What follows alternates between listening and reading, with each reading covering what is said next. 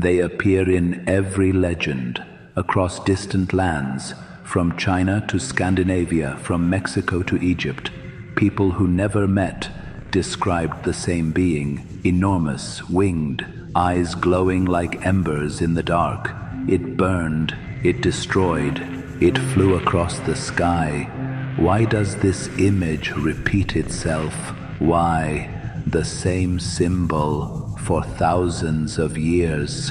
Maybe it's not a myth. Maybe it's a memory of something that once lived beside us. In China, the dragon is benevolent. It brings rain, life, and balance. Emperors called themselves sons of the dragon. In Europe, it is the opposite. The dragon means evil, greed, temptation, a monster guarding gold, a symbol of pride. Saint George pierces it with his spear. The hero conquers darkness. In Mesoamerica, they called it Quetzalcoatl, the feathered serpent who brought knowledge to mankind. In India, the Nagas, spirits of the underworld, keepers of sacred wisdom. In the north, Jörmungandr, the world's serpent, waiting for the end of time. Different names, different lands, but one creature, one shadow that never fades. Scientists say it all began with bones. People found enormous skulls, fossilized beasts, pieces of time. They saw claws, scales, teeth, and created legends. Even today in China, dragon bones, longu, are ground into medicine. But what if not everything is science? What if they saw something alive? Old chronicles tell strange stories.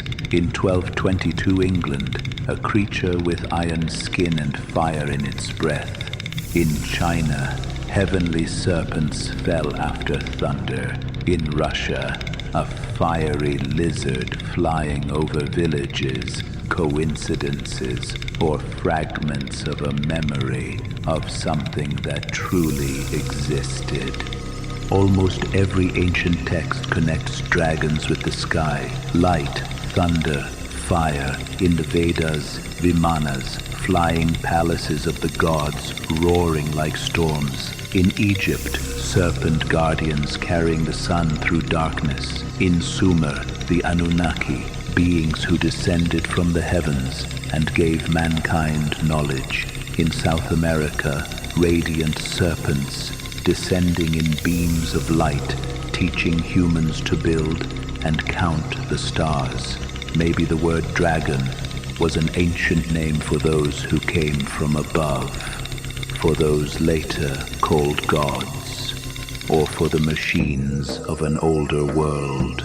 When the first humans saw a shining craft in the sky, what else could they call it but a fiery serpent? Stone keeps more than history. In China, carvings of winged serpents rising toward the sun. In England, stone circles where in the center a creature is carved with a human face and dragon wings. In the Middle East, pillars engraved with identical figures, each holding a sphere of light, thousands of miles apart, thousands of years between them, but the same design, the same eyes, the same ridges on the wings, as if someone long ago showed humanity a single image, and it spread across the world. Maybe those they called gods left behind not only knowledge, but their likeness. We believe dragons are only myths, but even now, strange things appear. In 2012, villagers in Tibet saw a serpent of fire sliding into the fog. In 2018, in Alaska, something massive moved beneath the water, bending like a living wing. In South America, people spoke of luminous beings hovering above the Andes.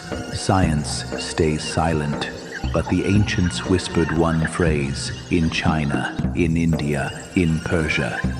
When humans stop believing in dragons, they simply go underground. Maybe they never left. Maybe they just stopped showing themselves. Some scientists say our fear of snakes and reptiles is written deep inside the human mind. Even infants react to their shape before they know what danger means. They call it evolutionary memory. But what if it's more than that? What if our fear is a memory? An echo passed down through time, not in words, but in blood. Maybe we don't invent dragons. Maybe we remember them. Over time, the dragon became more than a creature. It became a mirror. In the East, harmony and life. In the West, trial and darkness. Two faces of one truth. A force that cannot be controlled. The hero who slays the dragon defeats not the beast, but himself. Fear, pride, anger. The dragon lives inside us. That's why the myth survives. We still draw them, still fear them, still worship their power, as if we're calling something ancient back from the smoke of time. Maybe we do it because we feel they are part of us. Maybe dragons were never made of flesh. Maybe they are memory, etched into the collective soul of humankind. We call them myth, yet every civilization saw the same thing. Something gave birth to this image. Maybe it was a message, a memory of fear and power, of those who taught us to look at the sky. Maybe they left, but their mark remains, in stone, in legend, in the patterns inside our minds. When we speak of dragons, we don't tell fairy tales. We remember ourselves, because the dragon is us, our shadow, our fear, our strength. Maybe they never vanished. They just stopped showing themselves, and now they wait for the day we look up again and remember.